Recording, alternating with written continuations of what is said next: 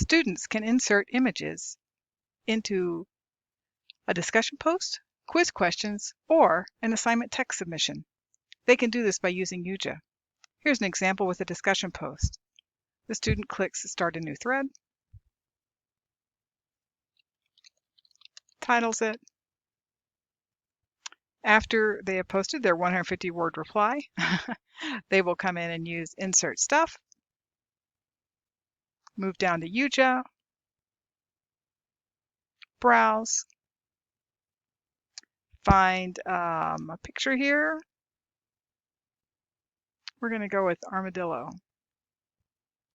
Open, start upload.